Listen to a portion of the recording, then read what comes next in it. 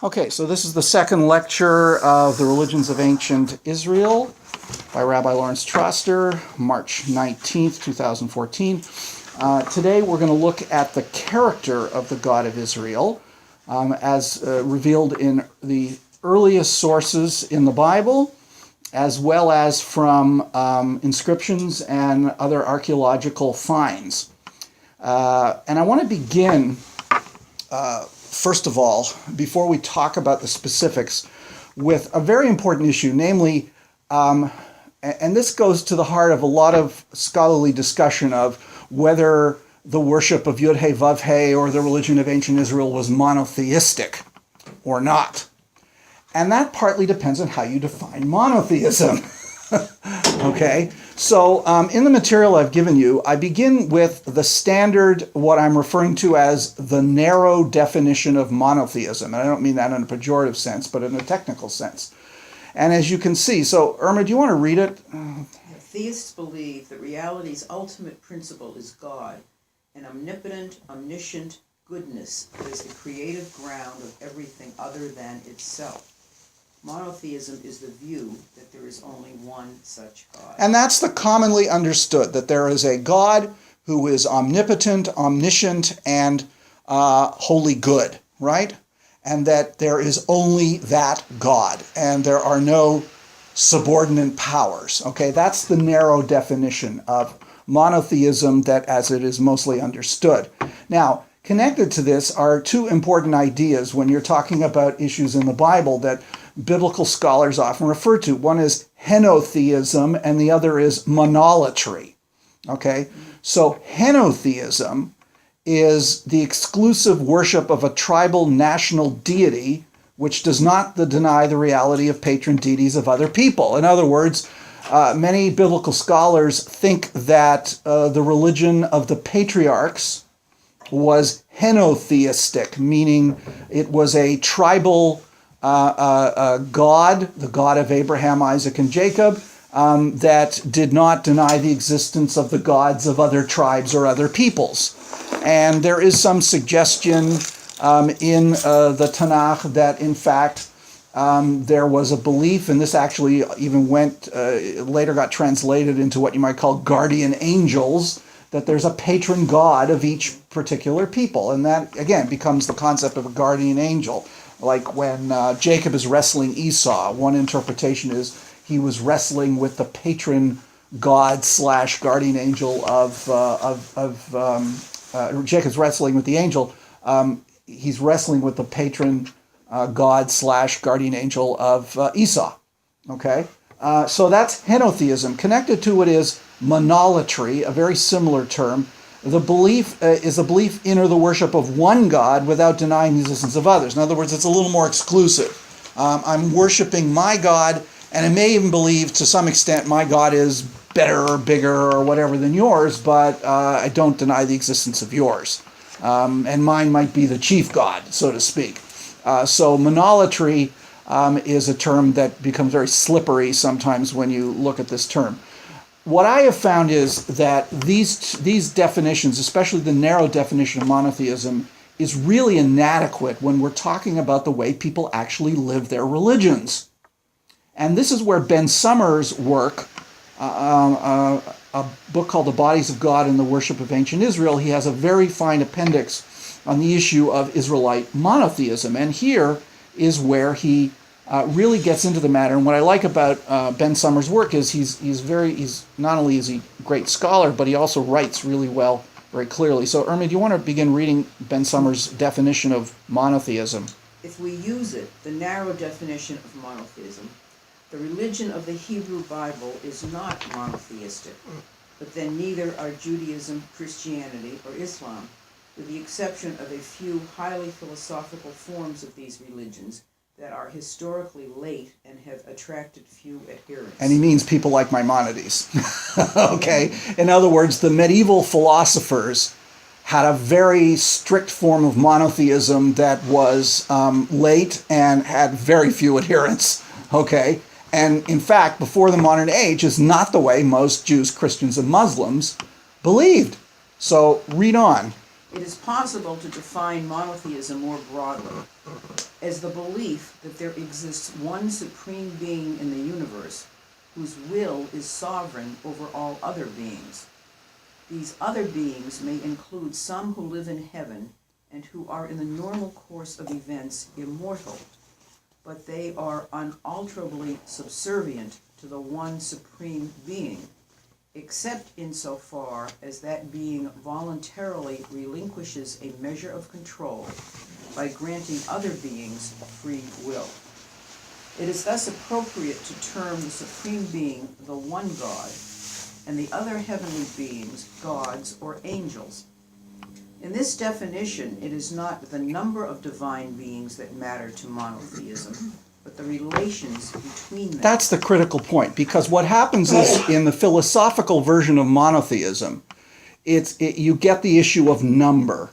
And what Summer is saying is it's not so much about number as about the relations and power and will, okay?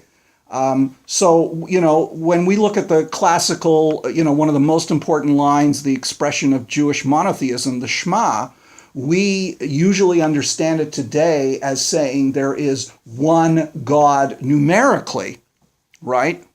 Whereas in fact, when it was written, and it's in the book of Deuteronomy, it really probably means that Yud-He Vav-He is our God alone, meaning it's an expression of loyalty. It's not an abstract theological assertion. Okay, so under a broader definition of monotheism, you can have a one supreme being, but there may be subservient beings. Some of them are immortal. Some of them aren't. Read on, Irma.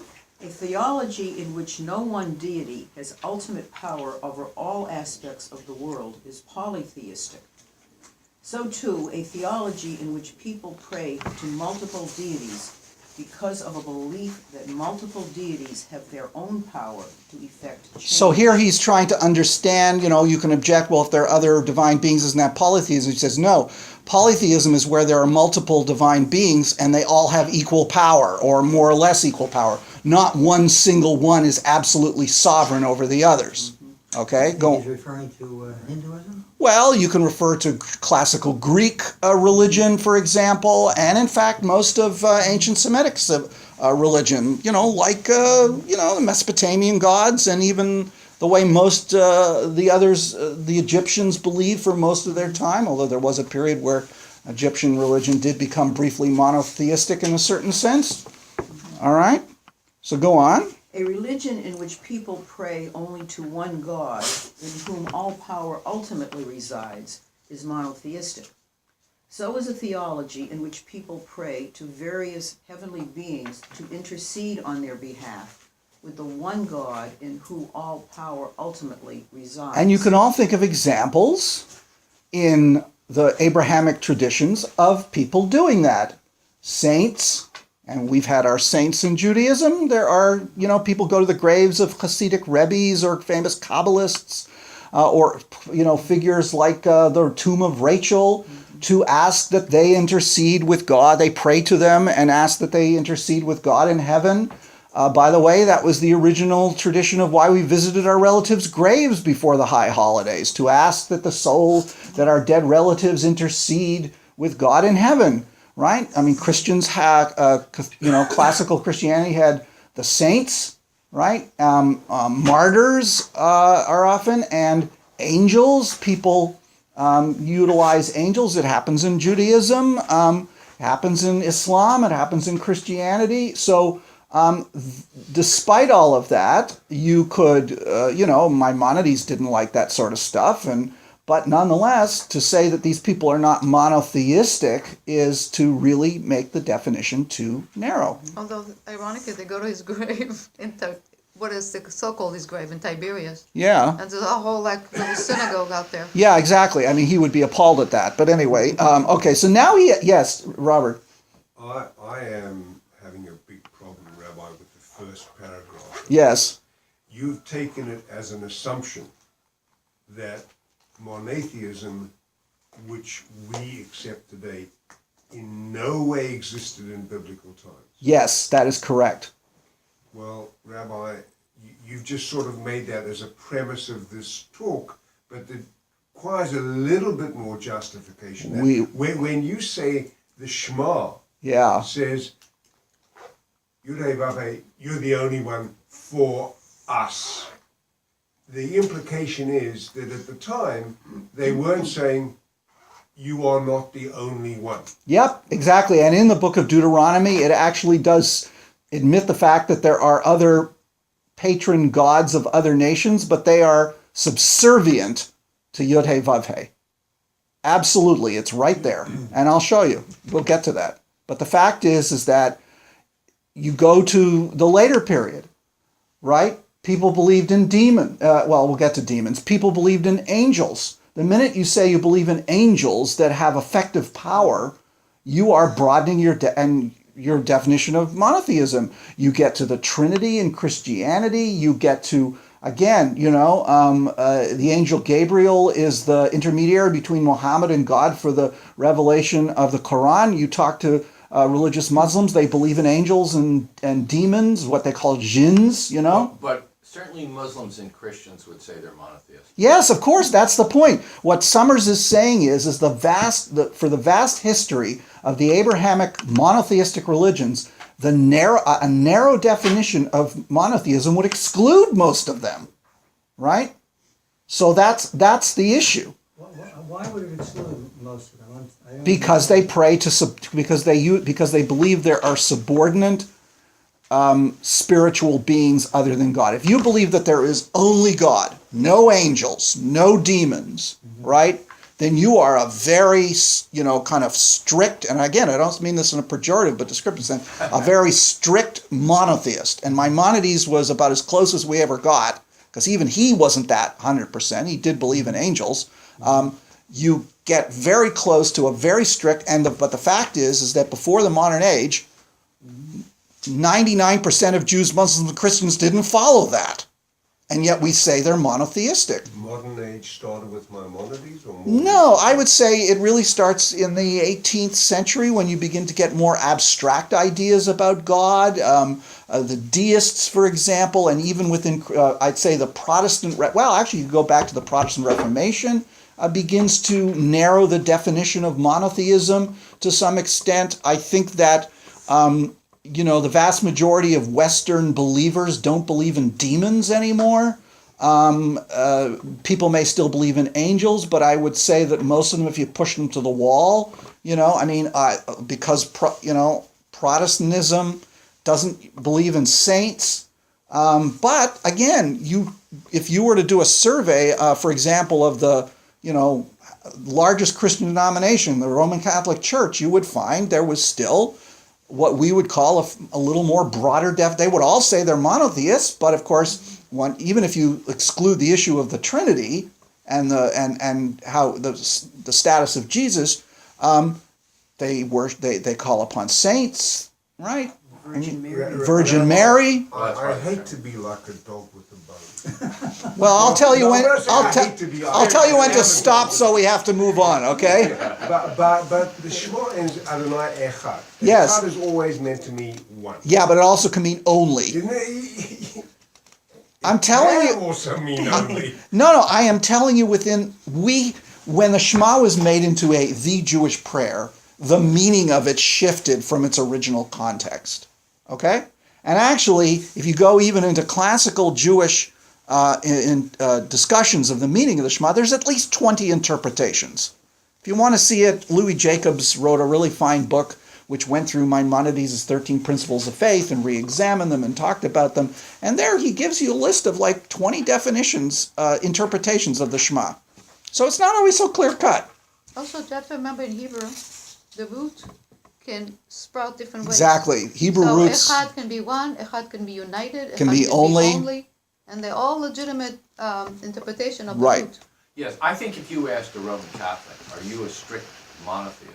They would say, absolutely. Absolutely, they They would. would say, in a way, all of these, what we're calling maybe variations, it's one entity with various... But if you go under the strictest definition of monotheism, then Roman Catholics are polytheists, or practiced a form of monolatry. I don't think they would say that. Of course they wouldn't say that, and I happen to think they're right. They are monotheists. I accept the broader definition of monotheism. It may not be what I believe, but I accept the There fact. are those, you're saying there are those who would say that Roman Catholics are polytheists. Yes, of course, and Maimonides probably didn't think they were monotheists. Okay. Anyway, I don't want to get too. And Reformed Jews and Jews in general in the modern era were very. You would hear a lot of talk about Catholicism being more polytheistic. Yeah, because of statues and but things also like because that. we had reinterpreted ourselves to be pure monotheists. Right. So Yes. why in Reformed Judaism do we rise for the Shema? Because the Shema was seen as like the statement. This is Hermann Cohen's theology, and that all Reformed Judaism latched on to Absolutely. this idea of ethical monotheism as the definition of Judaism early in its era, and that became. But it was part of a broader trend, I think. Is what you're Yeah, saying, absolutely. In Western In Western and- religion, and absolutely. even the people, like when you say, like, would Catholics say we're pure monotheists? They would say yes, because that's like saying, if you were to say you're a polytheist, that's like today saying you're a liberal. It's like you can't, to identify with that is to, it's And, like the whole anything other and than there are right, there are Hindus who say they're monotheists, that all of the gods are merely reflections of an underlying unity, right? Okay. Okay, so I don't want to get too bogged down in this, but this is important. Irma, read on. Let us imagine. Let us imagine a theology in which there is one supreme being as well as many other beings who have some degree of free will and self-consciousness. These other beings may be mortal or immortal, or they may be both. That is, they may be able to achieve immortality after they die.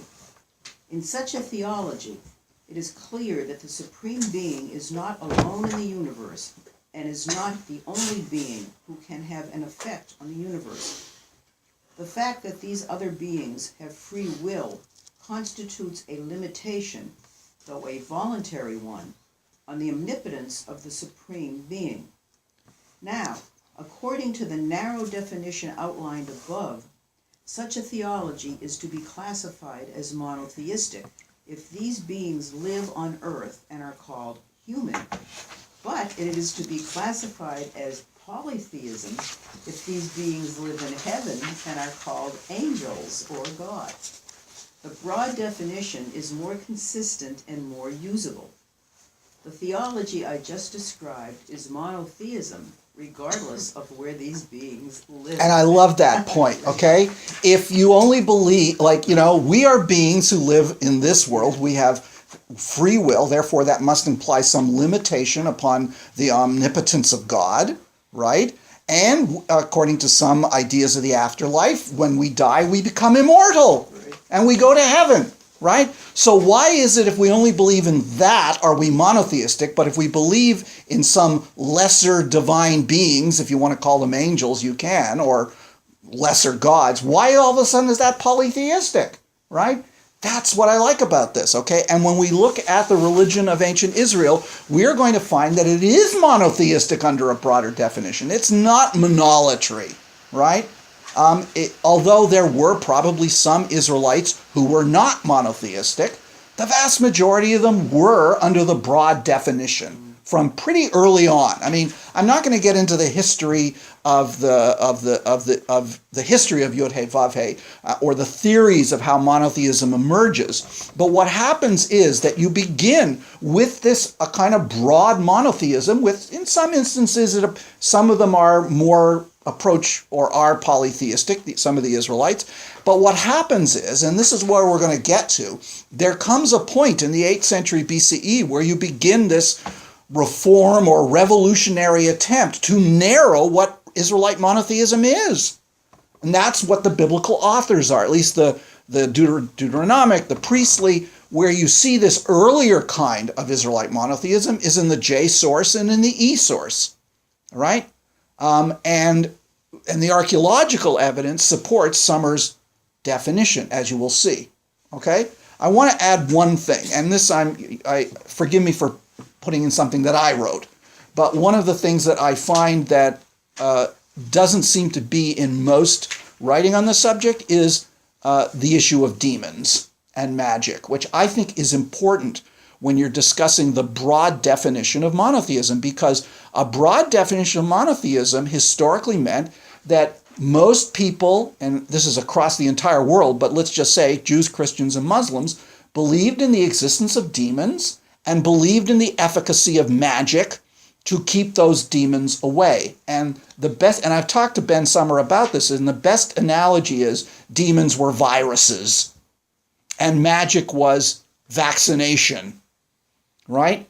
And it was very important for the spiritual life of people to believe in demons and to believe in magic, because it allowed them to understand their own suffering in a way that doesn't blame God or doesn't blame themselves. It's when these reformers try to take all this stuff out. And again, we'll see how the P and D people can't stand magic. They eliminate it. They get rid of demons. They failed, by the way, but they tried. Then you have the theodicy problem of, well, if there are no demons and I am suffering, then it must come from God, and therefore I must be at fault. But I know I'm not at fault. Therein lies the problem that the book of Job has. The authors of the book of Job don't believe in demons. They're fairly narrow monotheists. And so for them, the problem of the suffering of the innocent is a real theological problem. If you believe in demons, it's not a theological problem. All right, so George, you want to read this, Sure. what I wrote? There is a long and varied history of Jewish responses to the problem of suffering. The pre-modern explanations for suffering existed on a sliding scale that ranged between the poles of a magical, theurgic, and a strict monotheistic world. That's what I read. I had just barely read Ben Summer when I wrote this, so I really couldn't incorporate his language into this thing that I wrote. The magical, theurgic worldview assumed the existence of demons and angels that are semi-independent of divine control. In this worldview, human beings have the ability to tap into the magic power that enables them to control the forces of evil and suffering and allows them to perform operations intended to influence the divinity, mostly in its own inner state or dynamics, but sometimes also in its relationship to man. And Edel is a scholar of Kabbalah, and he is talking about the theurgic elements, the magical elements in classical Kabbalah. What is theurgic? Where you can, it's kind of like magic, it's a synonym for magical. Go on. These operations usually consisted of the traditional rituals and practices, but also included magical rites and objects. And one of the things is some of the rituals described in the priestly sources in Leviticus were originally anti-demonological magical rituals that the people transformed into monotheistic rituals. And Mary Douglas does a very good job of analyzing this in her books on Leviticus and Numbers, where she looks at these rituals and shows you how they were originally anti-demonological and how they got transformed into monotheistic rituals by the P source. Like Okay? the red heifer stuff. Well, like a lot of the purification rituals, or the red heifer, the purification rituals. There's a whole bunch of them like that. Read the last part, magic. Magic not only provided an explanation for suffering, but also held out the hope of appropriate therapy. It allowed for the possibility that humans could exercise power and control over the capricious and hostile forces that beset life. Okay, and that's why it's existentially satisfying. And people today in Western world still have vestiges of magical rituals and magical thinking. Okay, but mostly it's died out for us. Okay? By the way, it's not died out for most of the rest of the world, I would say. Okay, so it was important to establish this because, again, you are going to see things that are going to make you think that ancient Israel was not monotheistic, but it really depends on how you define it. I was smiling because you said it's died out for us. Depends on which us. Well, a lot of Western. Have you checked your mezuzah recently? Yeah, well, I say there's still vestiges of this. But the fact of the matter is, one of the things that the Protestant Reformation did was cause the decline of magical practices and thinking in Western Christianity. There's extensive work on this and about how the Protestant Reformation eliminated a lot of this stuff, and therefore contributed, by the way, to the rise of the scientific revolution, which develops alongside the rise of Protestantism, and it's those two together, reinforcing each other, by the way, that help to eliminate a lot of what is magical thinking and magical practices in Western religion. Okay? And that's a established historical fact. There's a fascinating book by a guy named Thomas where he tracks all of this in England in the 16th century and 17th century, and the book is called Religion and the Decline of Magic. Published many, many years ago, a big fat book. I read it when I was an undergraduate, and the thesis is true to this day. Yes, Robert. Was the god of J monotheist? Was the god of what? J. J is a monotheist in the broader sense, absolutely, and that the J source and the E source are in the Bible are one of our key sources for this earlier view that, except where their texts are redacted, whereas the P source and the D source, they're a lot stricter about their monotheism. Actually, the D are the most restrictive monotheists. Okay, but even they accept the existence of higher beings that are the patron divine beings of other nations. But relative to the earlier stuff, they are very strict monotheists. So just to clarify, I apologize.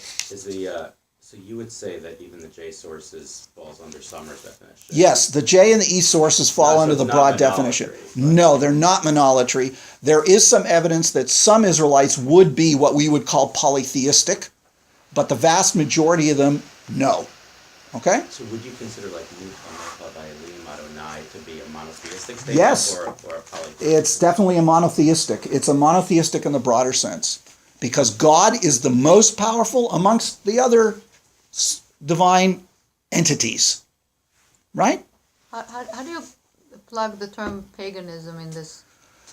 Paganism, we'll get to that, but paganism, magic, the notion, paganism is inherently monotheistic, but paganism also believes that there is this higher power that can be tapped into by magic to control the gods. To a certain extent, the broader definition of monotheism believes in that to a certain extent, but really magic is not, Jewish magic doesn't believe in that higher realm of power, but nonetheless, Jewish magic can influence God. Do you see the distinction? God is not subject We are pagans? to no, we're not. God is not subject to a higher power. In classical paganism, the gods are, right? Okay. The gods are subject to a higher power. Often in Greek, it's the idea of fate, for example. All right? So that's actually some kind of monotheism in a broad way? Yeah, in a broad way, you believe that you believe in magic can work, and it can't force God, but it can influence God. No, the fact that there's a higher power from that point of view.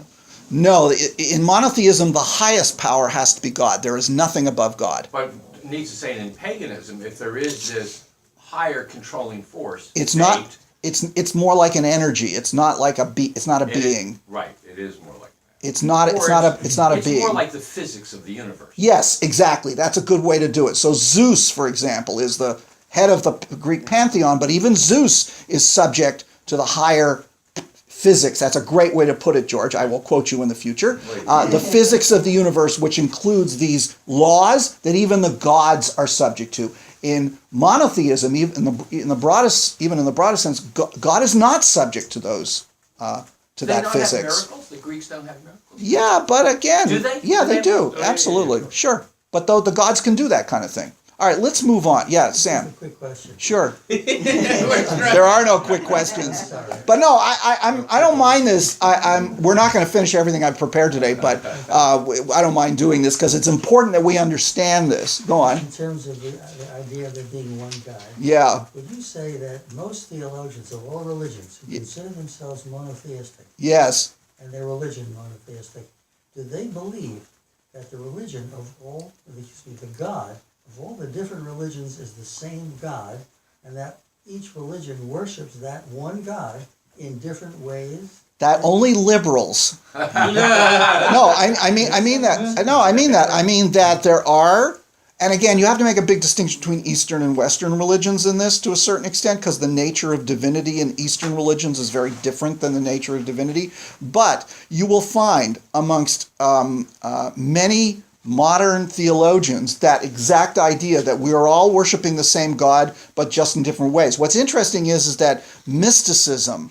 across broad cultures, mystics often all reach through different ways the same ultimate state of understanding the underlying absolute unity of all existence that they, if you're a Western mystic, you call God, right? Mm-hmm. So yeah, but I would, like in the Middle Ages, I think Christians believe the Jews were worshiping the same God. You might say, yeah, you're worshiping the same God, but you're doing it wrong. You know what I mean? In other words, and your understanding of that God is completely false, right? And I think Maimonides, as we looked at Maimonides' view of Christianity, Islam, he would admit the fact that on a certain level they are worshiping the same God. They're using the same texts. But he would say their ideas about God are completely false, right? So, but in the modern sense, you're going to find more liberal theologians, like myself, accept what you just said. And I've heard a Muslim theologian say that, by the way. That there is a basic unified divine source. And he had a great metaphor. He says it's like rain falling on the top of a mountain that comes from one source but then breaks into little rivulets and streams as it goes down the mountain. Right? So, yeah. I'm sorry, now I'm like kind of focusing on the monolatry thing and early Israelite religion, because I assume this is where we're at in terms of the stuff. Yeah. This has to just do with what I was taught, and I may be misremembering it from that. When David Sperling, taught me Bible, but my recollection was he considered the earliest sources in the Bible to really reflect a monolatry. Yeah. And that not monotheism by even this definition, and that it was much more like, God was like El in the with other gods, maybe the strongest of them, but not the only one. And when you say Michamocha Ba'elim, it's like there are other Elim, right? So that means other gods that are actually gods, not angels or demons. No, they are. No, Summer would say they are what we would call demigods. Yes. The point is that Summer would say there are some Israelites who are monolatrous, but most of them are monotheist under the broad definition. In other words, there's a lot of he doesn't like the term monolatrous particularly. He can use it, but he's rejecting the more typical understanding of the evolution of Israelite monotheism. You had originally people like Yecheskel Kaufman who said, no, monotheism was the defining characteristic of Israelite religion from its very beginning, and then the later scholars take a more evolutionary view. It begins as a kind of henotheism, a local tribal god, then it moves to monolatry, and then it moves to monotheism. Summer is saying that kind of distinction is not necessarily, for most Israelites, for most of their history, is not useful anymore. Yes, there comes a time where Israelite religion becomes a lot more narrow in its understanding of monotheism, but that's not to say they weren't before, and we'll show you. Okay, so we're going to look at, first of all, the character of Yud-He Vav-He. And if you take a look on page 2 of what I've given you, do you have pass down copies of the material? Yes, they have it. Okay, you got it? Okay. First of all, you'll see that Yud-He Vav-He in biblical sources has many names. Now, the essential name is Yud-He Vav-He, and if you take a look at you'll see at the end of the citations that in the Tanakh, Yud-He Vav-He is used 6,519 times when referring to the Israelite God. Okay, 6,519 times in the Tanakh. The notion of Adonai Tzivaot, the Yud-He Vav-He of hosts or armies, is used 285 times. Now, when you get into, the term Elohim, which is sort of a more generic term for God with a capital G, is used 2,606 times. So those are the three big designations. Now, when you get to the rest of them, such as El Elyon, El Shaddai, El Olam, El Roi, or El Beit El, you're getting a lot fewer. In fact, occasionally only one. Now, the fascinating things about all the rest, once you get past Elohim, is they are almost always exclusively in the patriarchal stories and in some early poetic texts. So, these also, by the way, are names that were utilized by Canaanites. El is the chief god of the Canaanite pantheon. So what it says is that and these are the J and E sources, by the way, in Genesis, that the Israelites in Exodus, there's a point where God himself says, "You didn't know me by this name before," right? There's a sense that God doesn't reveal God's own real self until the time of Moses. But what this also means is that Israelite religion absorbed the Canaanite pantheon into Yud-He Vav-He. Okay, especially the god El. What do you mean by pantheon? Meaning that the Canaanites believed there was a whole bunch of gods, but there was sort of the chairman of the board, and he was El. He's kind of like Zeus, but a lot less powerful because he sort of retires. El kind of retires, but El is the creator god, and not really, but he's the chairman of the board. But he ends up kind of retiring and giving over his control to Baal. Okay, there's a similar thing happening in the Mesopotamian pantheon, and Marduk becomes the most powerful one. But nonetheless. So what happens is these names, El, Elyon, El Shaddai, the others are extremely narrow. These are all really old names for the highest God. El Elyon means God Most High. Nobody knows what El Shaddai means, but it's an extremely early name. So what happens is that the Yod-He Vav-He, the Israelites put all these other designations for the highest God, which come from El, and they put it into the character of Yud-He Vav-He. Why are there two different Yud-He Vav-He references here? Because the second one is a specific phrase, Adonai Tzivaot, whereas the first is just Adonai by itself. Now, the earliest reference we have for this, if you want to look at biblical texts, which are really, really early, you go first of all to Judges chapter 5. This is the story of Deborah. And the Song of Deborah is one of our oldest biblical sources. It's a poem, and it's found on page 523, right? 522 to 523.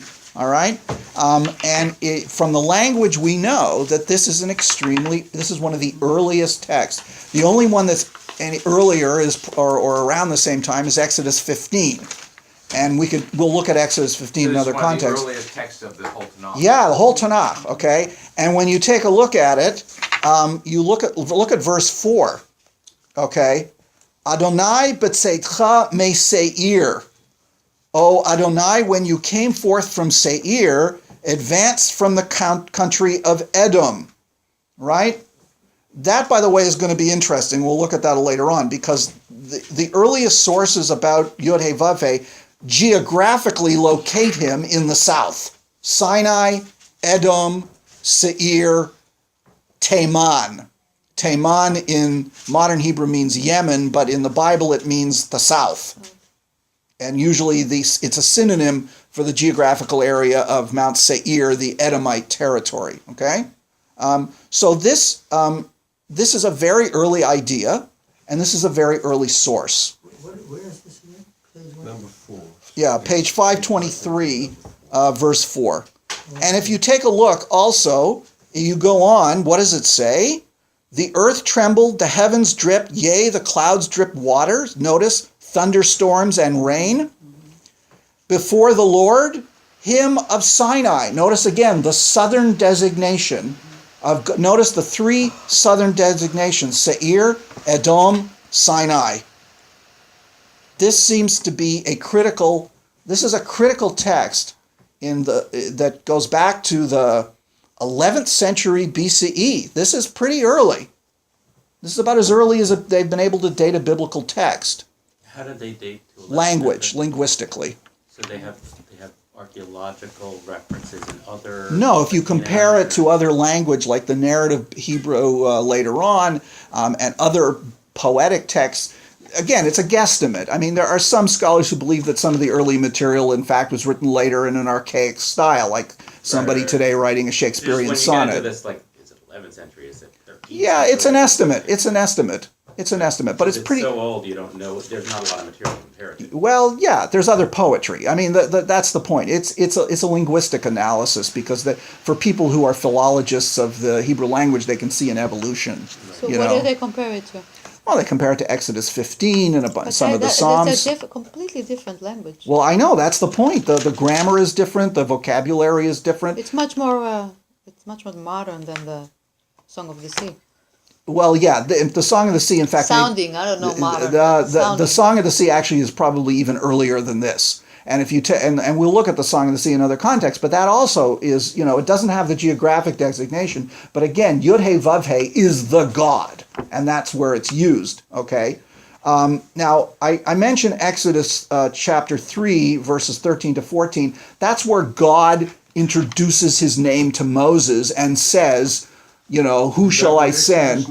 Exodus 3, chapter 3, verse 13. If you take a look at that, this is a pretty early text, but it's a narrative text, so it's not as early as the poetry. But this is where God, Yud He Vav He, introduces Himself to Moses. Right? It's a famous text. 3:13 on page 117. Moses says, who shall I tell, verse 13, when I come to the Israelites and say to them, the God of your fathers, notice, use their term Elohim, right? The God of your ancestors has sent me to you, and they ask me, what is his name? What shall I say to him? And God says to Moses, Eheyeh Asher Eheyeh. However you want to translate that. Nobody knows for sure what it means. Well, it could mean I am what I am who I am, I will be. Most scholars believe that this, in fact, is an attempt is a folk etymology of Yud He Vav He. In other words, this is a later text saying this is what Yud He Vav He means, but we don't actually know what it means. Because this is like when you read this and you want God to say Yud He Vav He, and God doesn't say Yud He Vav He here. So it always puzzled me as to whether this was some alternative source, where God is actually Eheyeh. No, it's actually a source that's attempting to interpret what Yud He Vav He means. Okay. What does it mean? What does it come from? And it's probably a folk etymology. All right? It may be actually where it comes from, by the way, but it also may not be where it's come from. There's a lot of disagreement over where etymologically Yud He Vav He comes from. And by the way, variants on Yud He Vav He have been found in other local texts in Egypt, in Syria. So the notion of it as a name, variations of it have been found in surrounding cultures. Is it possible that, this is like a bad question maybe, but that Yud He Vav He came after? No, it's very early. And here's one of our first proofs of it. This is the Mesha stone. The Mesha stone comes from the 9th century BCE. Okay? It is also called the Moabite stone. The Mesha stone is a stele erected by a Moabite king in commemoration over his victory over the Israelite king Omri, the son of Ahab. In fact, we can actually trace in the Bible what this incident is referring to, although in the Bible, the Israelites claim they won. Okay? Not unusual in the ancient world. But anyway, Mesha is glorifying his god, Chemosh, who, by the way, is mentioned in the Torah as the god of the Moabites. Okay? And and by the way, if you put God's Yud He Vav He in replace where Chemosh is, it sounds like an Israelite text. Here is one of the critical lines. line 17 and 18, right? And this is put into Hebrew, modern Hebrew letters, not the old Moabite, but the old Moabite alphabet is virtually identical to the Israelite. And if those of you who know biblical Hebrew, looking at this is Moabite, but it's not difficult to read if you know biblical Hebrew. Moabite and biblical Hebrew are like variations on American English. It's like somebody from the South talking to a Yankee from Maine.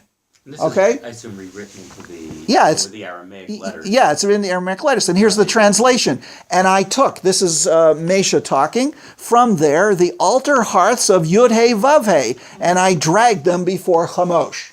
This is the earliest inscriptural reference to Yud-He Vav-He. He took read that again? Meaning he won this battle, he captured this territory that had been controlled by the Israelites in Transjordan, northern Transjordan, and he stole, which was not unusual, you go to the sanctuaries of the god of your opposing nation and you take, trophies from there. Is it not a star like a Ashtoreth? It's something, it is like that. Anyway, the point is, they're not referring to it. no, it's really line 18 this is where it starts. Ve'ekach, see, it's the same word in Hebrew, right? Ekach misham, right? This is virtually identical to biblical Hebrew, okay? So this is the earliest scriptural and here, this is already, that Yud-He Vav-He is the national god of Israel, okay? Now, That's not that early. It's not like early like the for inscriptural stuff, it's pretty early. for the The biblical, archaeological- right? The Song of Deborah is 100 to 200 years older. Older, right? Yeah, but the fact is, this is pretty damn early, right? Now, here's something that's even strange. There's a really strange one. This is a famous drawing from a place called Kuntilat Ajrud, which dates from the 8th century BCE. It was in northern Sinai and found by Israeli archaeologists during the time when Israel still controlled the Sinai. Now, this is a very weird inscription that has caused enormous amounts of ink to be discussed. But it is from the 8th century BCE. Now, here, is this working? It doesn't work on this. Okay, up here is the writing. Okay? Now, who these are is like so much disagreement, but what it says is, I have blessed you to Yud-He Vav-He of Shomron, Samaria, and to his Asherah. Now, we'll get into the Asherah Can you later. take it from here? Yeah, that's where it is. It's up here. You can't. It's not it's proto. It's the Proto- old proto- alphabet. It's proto. proto Hebrew. It's very old alphabet of Hebrew. This is one of our earliest inscriptural. We'll come back to this, but the fact is this God, and is this God's wife? Or is this God here and this God's wife? There's a lot of disagreement of the meaning of this. Is this a picture of God and God's consort? Is this a picture? Is it not a picture of God? Who is it? What does this thing hanging down between his legs? Is it a penis or is it part of his clothing? I mean, there's a lot of discussion about what the hell this is. But the fact is, it's an early inscription of the name of God. And by the way, notice the geographical designation, Yud-He Vav-He of Samaria in the north. But this was found in northern Sinai. Okay? So this, again, is a very early inscription. This may be a group of Israelites that are a little leaning more towards polytheism, but we'll get back to that. The point I want you to absorb now is this is a very early inscription. And it's down at Sinai. It's 8th century BCE. And this is called what, Rabbi? It's called Kuntilat Ajrud. When I put this up on YouTube, all of these slides will be part of the recording. Okay? Is there a known point when either Judah or Israel controlled the Sinai? Yeah, this was a part of the territory of Judah. It was. So it's Oh like yeah, northern absolutely. Yes, it's northern Sinai, not really far across from the border between Egypt and Sinai. The Israelis had to give this back, by the way. These are from pottery fragments, and there's more of them. This is not the only one. There's another one showing the tree of life, by the way. Israel had to give them back to the Egyptians, and now who knows what happened to them. They're sitting in a dusty thing. If they were still in the Israel Museum, they'd be like the centerpiece of an exhibit. This is one of the most important finds of Israelite archaeology that was ever done. It was done, I think, in the mid 70s. They found this, and people have been arguing about it ever since what it means. Okay. It was found in Sinai, but it referred to northern Israel. Well, when it was written, that was part of the territory of Judah. Could you read the inscription again? It says, "I blessed you to Yud-He-Vav-He of Shomron and his Asherah." Okay, now, What's the Shera? well, that's a question we'll get to. We're not sure. That's It could mean his goddess, wife. A goddess, It could mean a goddess. It could be his wife. It could mean something a else. tree. A tree or a pole. Okay? All right, so this is very early. Here's another one from the same I mean, it place. does make sense. You'd have All right. had Asherah. This is another fragment, and this one says, "I have blessed you by Yud-He-Vav-He of Teman and his Asherah. May he bless you, and may he keep you, and may he be with my Lord forever." Does that sound, the last part sound familiar? Priestly benediction. It sounds like the Birkat Kohanim. Exactly. Is it the same, it's from the same site but a different piece of pottery? Yes, but it's the same site, same. Now, these are probably amulets.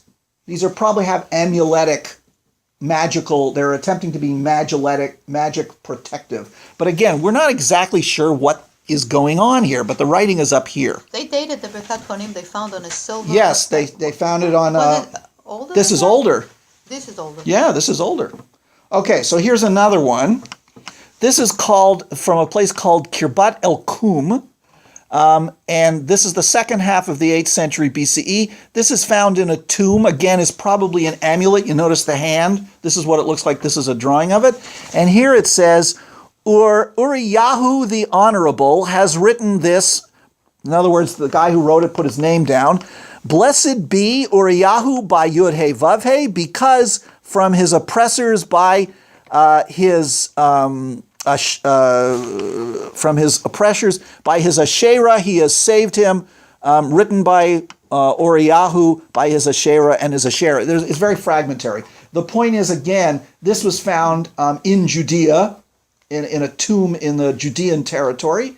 And again, it's an amulet of some sort, a protective amulet. It was found in a tomb. And it is an inscription from the second half of the 8th century. Again, very early, again, refers to Yud-He-Vav-He and something to do with an Asherah. Okay? Now, here's some that are a little later. These are what's called the Lachish letters. Lachish was an important Judean town, not far from what we now call the Gaza Strip, that was captured by destroyed by the Assyrians in the 8th century BCE by the Assyrian king Sennacherib, I believe, and during the time of King Hezekiah. Now, the Bible has a famous incident where Sennacherib comes up to Jerusalem, and then God causes them to panic and run away. The fact is, we know that Sennacherib basically forced Hezekiah into, because we have Sennacherib's own account of this campaign, and in fact, we actually have drawings of the siege of Lachish. That were found in Assyria, in northern Mesopotamia. These letters were found in the ruins of Lachish, dating from before the siege. Okay, and here's what one of them means. This is put into Hebrew letters. There's no spaces between the letters. This is the original one underneath, and here's the translation. It's a letter from the commander of the garrison. It says, because they used to use pieces of pottery for letters, right? "Your servant Hoshiyahu," basically Hosea, "sent to inform you, my lord, Yush, may Yud-He-Vav-He cause my lord to bear tidings of peace and tidings of good. And now open the ear of your servant concerning the letter which you sent to your servant last evening, because of the heart of your servant is ill, since you sending it to your servant, and inasmuch as my Lord said, do you not know how to read a letter?" In other words, why haven't you been answering my mail? Who's this being sent to? Who's sending this to? This is the commander of, or somebody sending to the commander of the Lachish garrison, somebody else who's claiming, It's an Israelite. yeah, they're Judeans, okay? They're both Judeans. You evidently the guy said, "Aren't you reading my mail?" And the other one saying, "God forbid that you should think I can't know how to read." Okay, it's a very sarcastic thing. Don't you know how to read? Okay. As Yud He Vav He lives, that's a very biblical term. Chai Adonai, right? As Yud He Vav He lives, it's an oath. It's an oath formula. If anyone has ever tried to read me as if anyone has ever tried to read me a letter, meaning I know how to read. Literacy was not very common back then. Okay?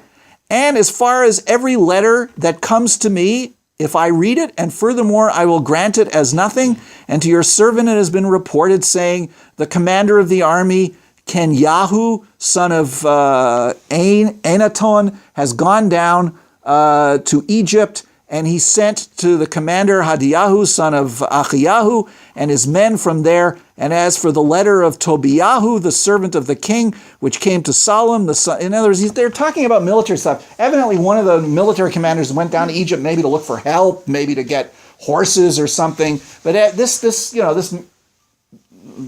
during a war. This is it. But So this is when Sennacherib is exactly. has a siege on Lachish. Yeah, exactly. And So to each other. it could be, or the war is going on. Maybe they haven't. But the fact is, this is pretty early. This is 6th century BCE. Maybe no. This is earlier. And it's on pottery letters. It's on pottery. This is what it looks like, because that's how they wrote letters. They took pieces of broken pottery and they used it. They're called ostraka. Then there's this. This is the Arad ostraka. The Lachish one is 8th century, actually. The Arad one comes from the southern Judean fortress of Arad, not far from the modern Israeli town of Arad. And again, are letters from the commander of the local garrison. And the Arad was destroyed during the Babylonian invasion of Judea. But you have here letters from the Arad. And here is one: to my lord Eliashib, may Yud He Vav He inquire after your well-being. I hope God, is protecting you. And now give to Shmaryahu a measure of flour, and to the Kerosite you will give a measure of flour, and concerning the matter about which you commanded, it is well. He is staying in the house of Yud He Vav He. Notice it mentions the temple. This might either refer to the temple in Jerusalem or the local temple in Arad. Probably in this case it refers to the temple in Jerusalem, because by the time this letter is written, the Arad temple had been torn down by the Judeans themselves under the reform of Josiah. Okay, we'll get to that. Josiah, one of the last kings of Judah, became a very strict monotheist and got rid of all the local shrines and sanctuaries. And there actually is a temple, an Israelite temple in Arad. So this is probably referring to the temple in Jerusalem. Okay? So these are pretty early texts. Shows you how far back the name of God goes. We'll get to that one later. Okay, so now we've established how early this name is and how widespread. And you'll notice in the later ones it doesn't mention the Asherah. Okay? All right.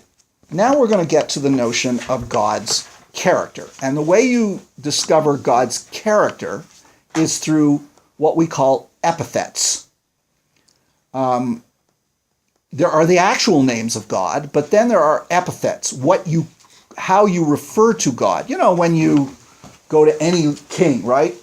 The Queen of England, right? Elizabeth I, by grace of God, Queen of Great Britain, Queen of England, Wales, Scotland, Northern Ireland, and so on and so forth. The protector of the faith. Not Scotland. Not Scotland. Yeah. That was James VI. Well, no, the Queen. Well, she is the Queen of Scotland, but anyway, or Great Britain, whatever. The point is that I'm sorry, I meant Elizabeth II.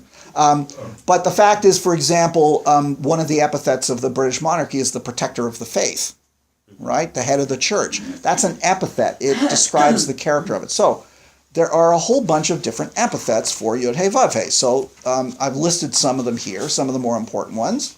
King, creator, father, mother on a couple of occasions, warrior, that's a big one, provider of rain, and rock. So let's take a look, first of all, at king, which, by the way, is not not in the earliest texts, which is quite fascinating.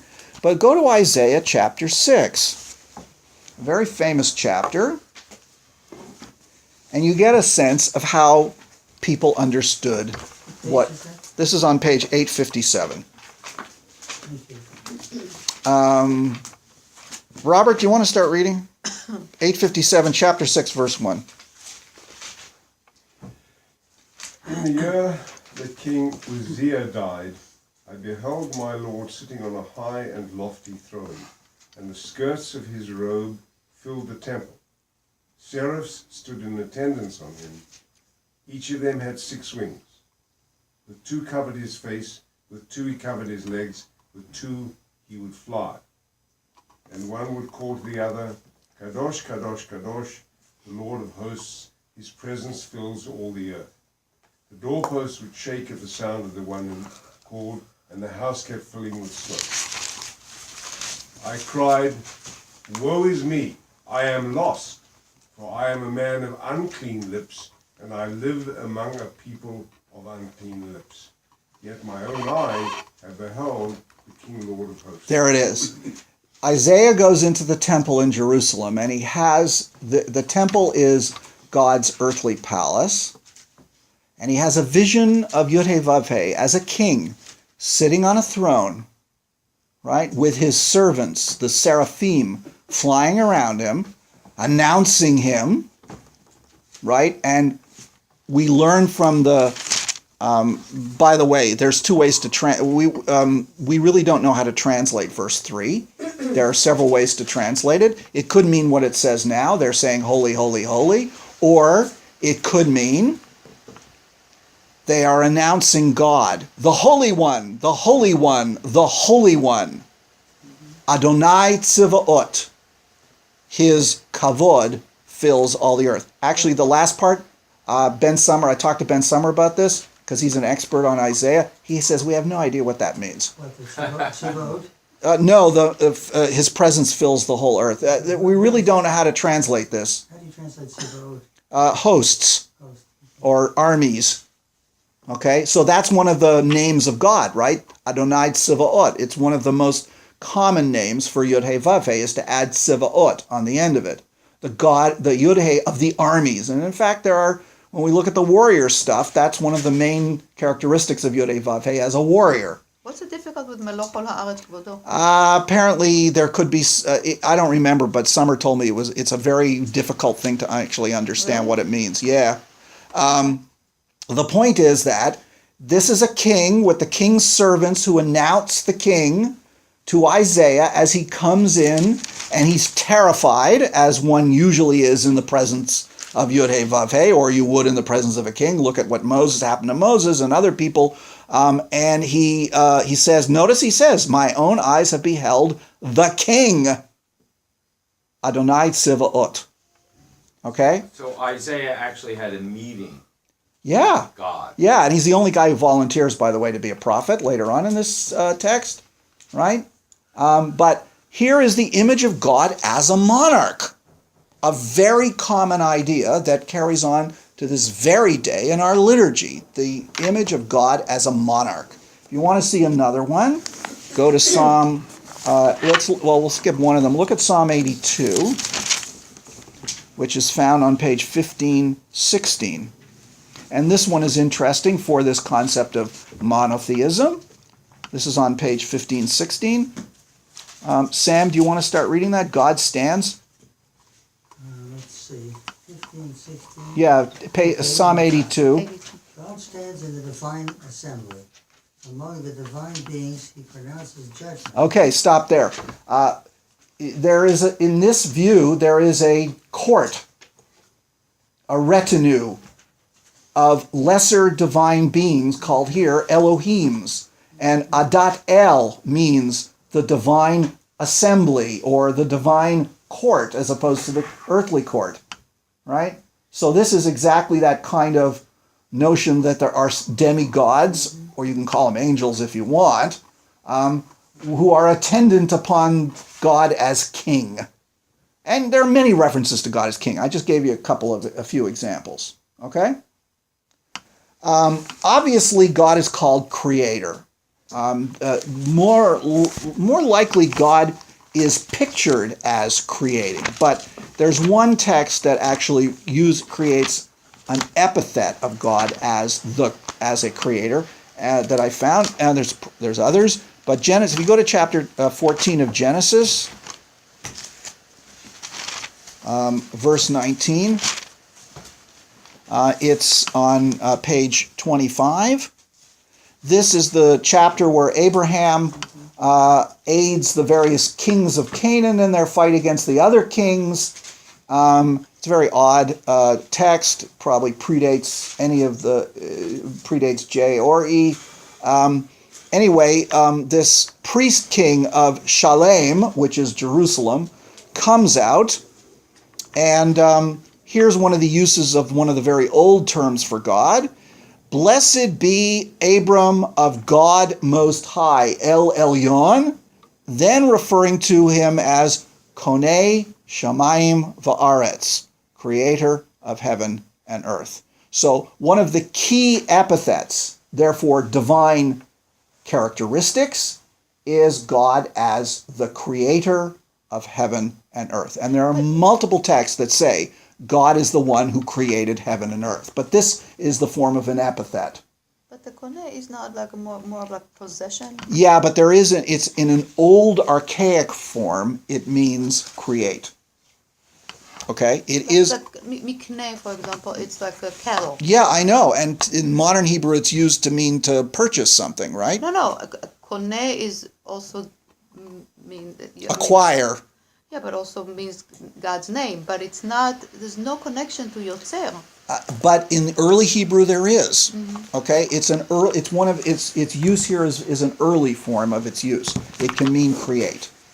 Okay, you're right. It's not the usual term that's used for God's creation. Borei, from the root bara, is the usual term, or even oseh, right? Now they call them all. Oseh, creation is called ma'asecha, your things that you make, but or yatzar, which is more of a craft kind of term. But this is a very ancient term for creator and creation. Okay. Just to clarify, blessed be Abram of God Most High. Yeah. Abram meaning Abraham. Yeah, that's his original name, right? Abraham's name gets changed. So he's blessing Abraham. Yes. God Most High. Yes.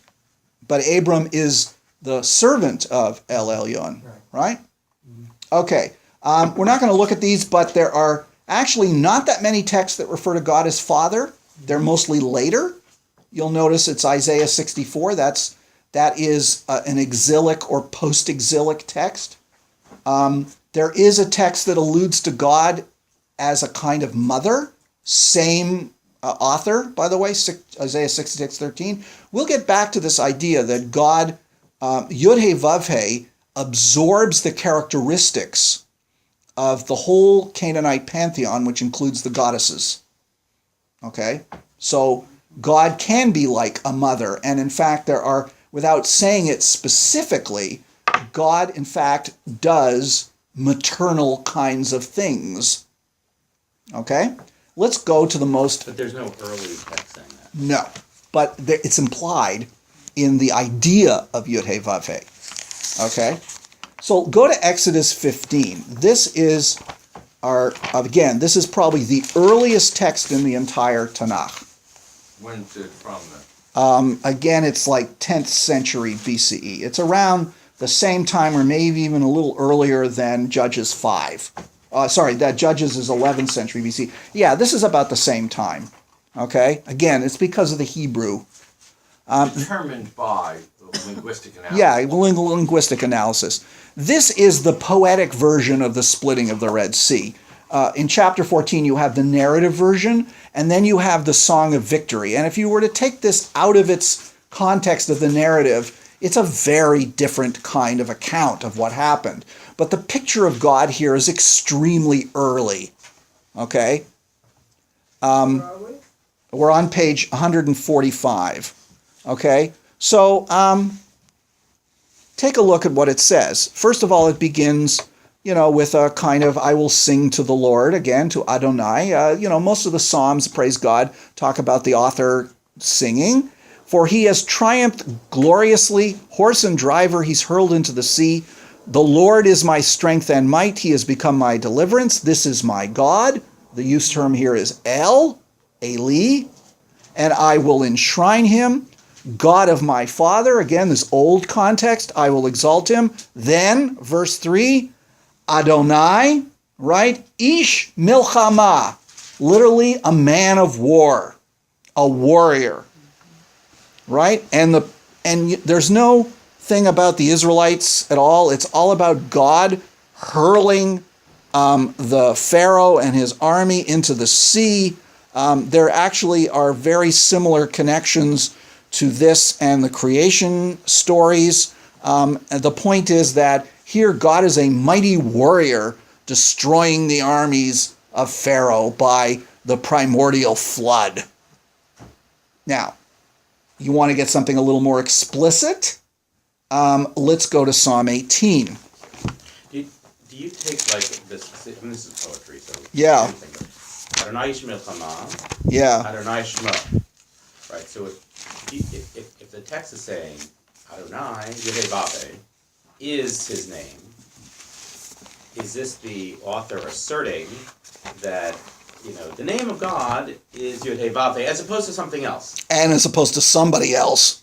Right. Yeah. Or possibly another god. Yeah, exactly. This is very monotheistic.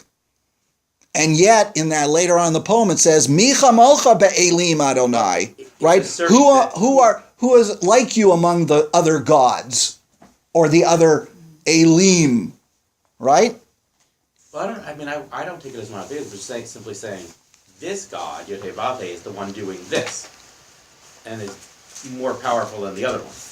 This is in the broad definition of monotheism. The other Elim, they're Elim, but they're not anywhere. They don't have the power. They don't have the sovereignty of Yod-Heh-Vav-Heh. Well, this is translated, "This is my God, and I will enshrine." Yeah, but if later on, where the famous phrase, Mi chamocha be'elim Adonai, that's from here, later on in the text, and Right. it's referring to other divine beings. Well, to say "my God" is to say, others have their gods, I got mine. This is more than Maybe. that. This is more than that. Under the broad definition, there are other Elim, whether we'll call them divine beings. They could be angels, but they're other celestial beings. But God is the most powerful. Yod-Heh-Vav-Heh. Okay, one of the most poetically graphic images of God, of Yod-Heh-Vav-Heh, is found in Psalm 18, which is on page 1428. Now, this psalm is supposedly written by King David. There is a parallel version of it in 2 Samuel, okay, where David, it's virtually identical. There are some differences. Many scholars argue which is the earlier version. This is probably the earlier version. The other one shows some editing. But the fact is they're virtually identical. So this is David supposedly writing this after he saved himself from Saul. Now, Robert Alter believes that this may in fact have been written by King David. Okay, we know that most of the Psalms are not written by David, even though a lot of them are claimed to have been written by David. But Alter believes this one actually may have been written by him. Okay, it could be. So let's take a look at it. Sam, do you want to start in verse 2? Verse 2. Yeah. 18a? Yeah, yeah. For the leader? No, go down to verse 2. He He said, meaning this is David speaking. Oh, I see. Okay. He said, I adore you, O Lord, my strength. O Lord, my crag, my fortress, my rescuer, my God, my rock in whom I seek refuge, my shield, my mighty champion, my haven. Notice these are all epithets of God. The one rock, by the way, Tzur, is one that occurs, not a lot, but it does occur. It's one of the more common epithets of God. Go on. All praise. I called on the Lord and was delivered from my enemies. Ropes of death encompassed me. Torrents of Belial. Belial terrified me. Ropes of Sheol encircled me. Snares of death confronted me. In my distress I called on the Lord, cried out to my God. In his temple he heard my voice. My cry to him reached his ears. Okay, so David's in really bad shape, right? He's using these grandiose epithets of being akin to being dead, and he calls out to God. And is this referring, if David actually didn't write this, is this referring to the temple that Solomon built, or is this referring to some other shrine, or is it referring to the heavenly temple? It could very well be the heavenly temple of God. Go on. Belial is, Well, here it's a term for the netherworld. It's a synonym for death. right. In my distress, Mhm. did I read that? Yeah, start in verse 8. The earth, then the earth. earth rocked and quaked. The foundations of the mountains shook. Rocked by his indignation, smoke went up from his nostrils. From his mouth came devouring fire. Live coals blazed forth from him. He bent the sky and came down, thick cloud beneath his feet. He mounted a cherub and flew, gliding on the wings of the wind. He made darkness his screen. Dark thunderheads, dense clouds of the sky, were his pavilion round about him. Thunderheads, even then, huh? Mm-hmm. Out of the brilliance before him, hail and fiery coals pierced his clouds. Then the Lord thundered from heaven. The Most High gave forth his voice, hail and fiery coals. He let fly his shafts and scattered them. He discharged lightning and routed them. The ocean bed was exposed. The foundations of the world were laid bare. They were mighty roaring, O Lord. At the blast of the breath of your nostrils, he reached down from on high. He took me. He drew me out of the mighty waters. He saved me from my fierce enemy, from foes too strong for me. Okay, stop there. So what is the picture of Yud-Heh-Vav-Heh? Oil and powerful. Yeah, but he's riding a cherub, okay, which is, we'll get to that, but that's his horse, okay? He mounts himself on this celestial being called a cherub, like a horse. He rides down, thunder, lightning, earthquakes. Notice smoke coming out his nostrils, right? He has spears or arrows. There are places referring to God's bow and arrow or his spear. He's which would be lightning bolts, by the way. Okay? So this is God as this warrior who is, It's like Zeus here. well, yeah, somewhat, or Marduk. Before. It's a storm. It's a thunderstorm God, right? Yeah. But this is the warrior God. Now, there are other texts that depict him this way, in later texts even. We'll take a look at, Psalm 29 is one of I them. find it fascinating that the ocean bed was exposed. Yeah. It sounds like crossing the Red Sea. Yeah, it does. And it's the idea, again, that there is this primordial waters and the floods that God can control and so Splitting on of and the so water. Yeah, exactly. If you want to see another one, He could not only move mountains, but he could move oceans. exactly. In other words, the primordial flood is under the control of God. Okay? All right? Let's take a look at another one briefly on page 1367. This is from Habakkuk. Chapter 3 of Habakkuk is a prayer. If you go to 1367, you'll see again, God is referred to as coming from, although the Yud-Heh-Vav-Heh is not used, it says Eloha, which is another one of the names, variations on Elohim. Me Teman, God is coming from Teman, the Holy One from Mount Paran. Those are all southern locations. But then take a look. His majesty covers the sky, his splendor fills the earth. So there's this light around him, right? Which we'll get to.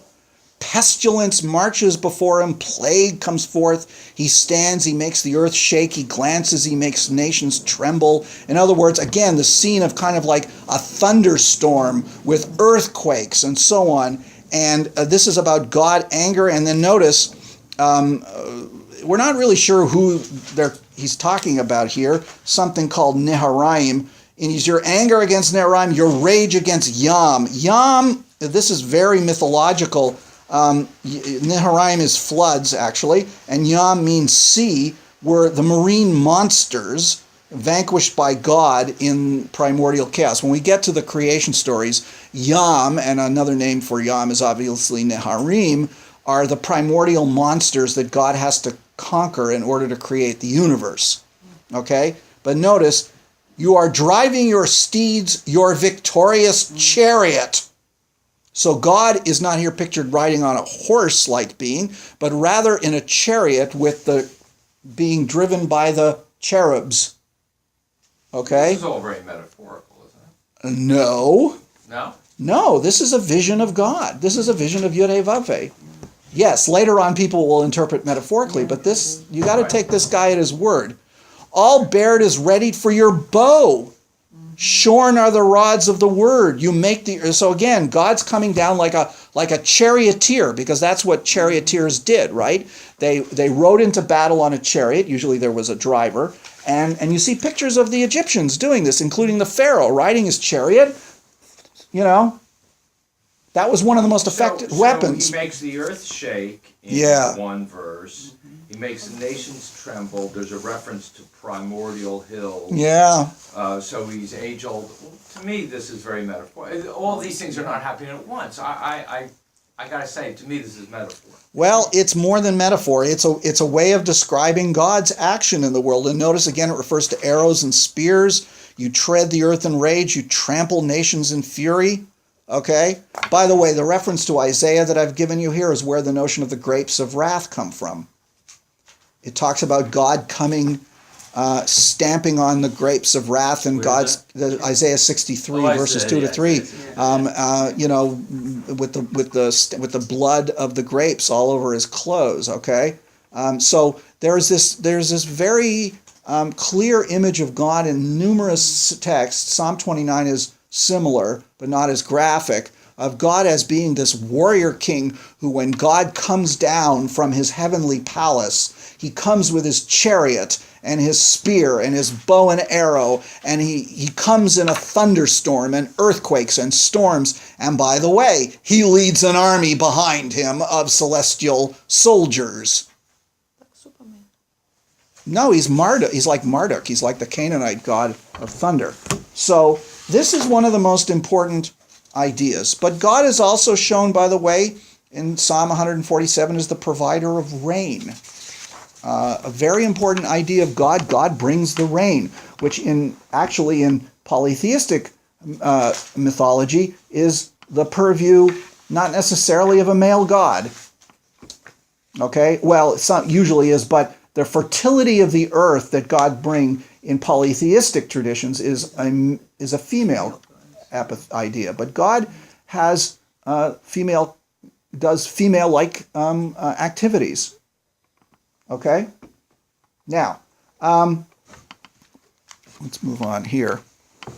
One of the things that you find in descriptions of God is that God has a body. You saw it right here. And I've given you on page 3 some examples of God's body. One of the things is when God is going to create the human beings, and this is a P text, God says, let us make Adam in our image, meaning let's make a creature that looks like us. Okay? So you have that. You have God in chapter 2 walking around the garden, right? In other words, there's no doubt about the fact that God is described as having a body. Now, Maimonides, of course, and other traditions turn this into metaphor, but the fact is God had a body. And what we mean by a body is some kind of form that has limits. Now, God's body is not like our body. First of all, it's made of something more than what human flesh is. It's kind of always either is light or emits light. And there you see that in Genesis 15, in Exodus 3, in 1 Kings 8, and various other sources. God seems to arrive in fire and smoke or light. And this is most explicit in Ezekiel's vision of God in Ezekiel chapter 1 and chapter 10. All right? Yes. Paul. If you have limits on God, then you're saying God has limits, which is not the real thing. In a s- God is limited. God's, in later ideas, does not have a body, but in the early texts, in biblical texts, God has a body. That body, however, is not like our body. Okay? The other thing that we learn about God, and this body is often called the kavod, which is sometimes translated as glory, but and there are numerous references to the kavod. The kavod becomes especially important in the priestly material because they believe that the kavod lives in the temple. The other thing we learn about God is, of course, that you already learned that he rides a cherub and that he has a throne. And here we can see comparisons. Here is a Canaanite king from Megiddo, dug up in Megiddo from before the Israelite occupation, from somewhere between the 14th to the 12th century BCE. And here's the king of Megiddo, and notice his throne is a cherub, right? The side of the throne is a cherub. So the idea of the king sitting on a cherub is one that has earthly parallels. All right? What do you mean earthly parallel? Meaning That's very old. meaning the king. That was 1350. Yeah, exactly. This is very old, 14th century BCE to 12th century BCE. They're not exactly sure. Meaning that the kings used to make their thrones. So here's another one. This is found at a place called Arslan Tash in northern Syria from the 8th or 9th century BCE. It's a piece of ivory, and again, it probably represents the side of a throne. And notice, this is what a cherub looks like. It's a creature that has a body of a lion, the wings of an eagle, and the head of a human. Where is this? RC? Yeah. It's a famous collection that was found, and parts of it were distributed and then bought on the market. Some of it were, it's interesting. But this is, actually I'm thinking of something else, but this is a very famous ivory. Here is cherubim in Ain Sarah in northern Syria. This is a temple from the 10th century BCE, built around the same time that Solomon's temple is. And when we get to temples, this is a very important site because the structure of this temple, which is not an Israelite temple, is virtually exactly the same as how Solomon's temple is described. But here again, in the entrance, you see the cherubs.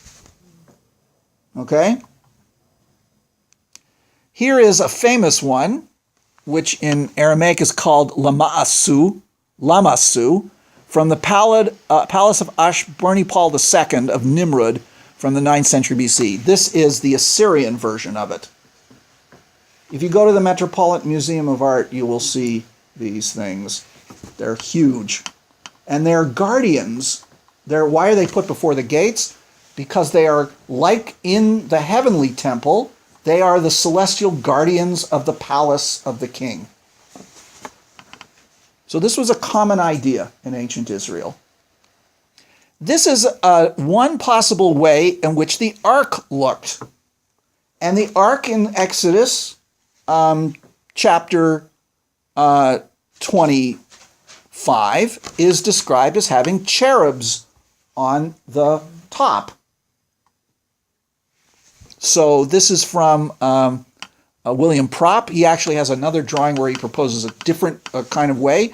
But what does this make the ark, if it has cherubs like that from what we've previously seen? Cherry. A throne, right? Or a footstool. People can't argue over it. But the fact is, the reason why they're there is because it's very parallel to the earthly king's thrones of having cherubs on the throne. Okay?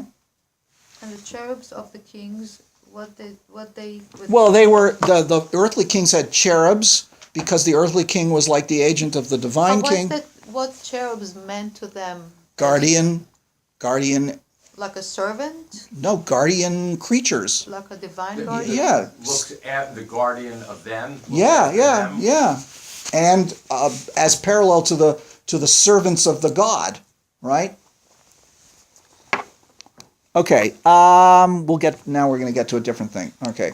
So the other thing that, and we're going to stop here, but we'll get to next time is, Paul brought up an interesting point. If God has a body, then doesn't it imply that God is limited in time and space? The answer originally in Israelite monotheism is no. God can be in more than one place. God's body can be in more than one place at one time. And this Summer refers to as divine fluidity. And we'll start with that. I want to finish this next time, and then we will move on to how did the Israelites practice their religion? Worship, sacrifice. We'll look at two elements, the public and the private, namely the shrines and the homes. And we actually have a fair bit of archaeological evidence for both. Okay, any final questions? All right. See you next. In 2 weeks. In 2 weeks.